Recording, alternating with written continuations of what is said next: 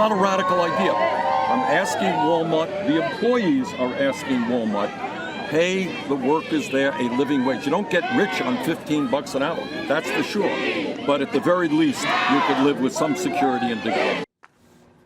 Well, if you couldn't figure it out, that was Senator Bernie Sanders, it says here, after appearing at Walmart's shareholder meeting today, where he called on the retailer to give workers a seat on the board and to raise its minimum wage of $15 an hour from $11. Walmart, not alone in hearing calls for higher wages. Competitor Costco just raised its minimum wage up to $15 an hour in April, and Target bumped its up to $13 an hour this month. How big of a risk is this wage battle to retailers, Karen? And wages, the labor market's tight. It's going to happen organically. Anyway, it's a moot point, isn't it? Well, but retailers are really getting stretched. We saw, with them needing to have online delivery, right? Because of where we are in this. Where we are, which I guess, if you want some inflation, that's right. If you raise wages, you're going to have that.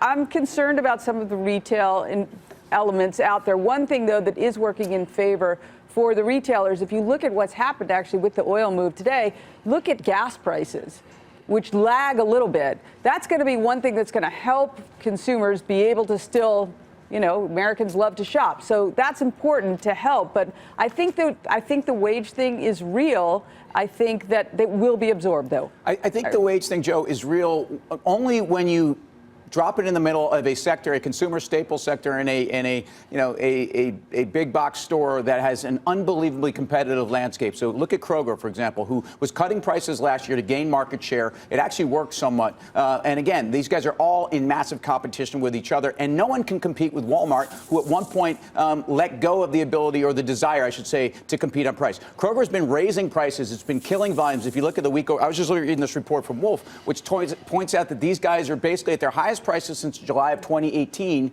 and volumes are suffering with that. So the consumer is sensitive. They're going to go for price, and they're all competing with each other, and labor is an input that's, I think, hurting them all. I don't think you need to run into this sector at all. I like this surgical approach to the whole issue, but hearing Bernie say no one's going to get rich at $15 an hour, that's true, but you get an entry-level position. If you raise it higher than $15 an hour, there's no entry-level positions left. The worst minimum wage is zero when there aren't any jobs. And we seem to understand that wage price controls didn't work when President Ford, well, you guys probably don't, when President Ford whipped inflation and wage price controls under Nixon.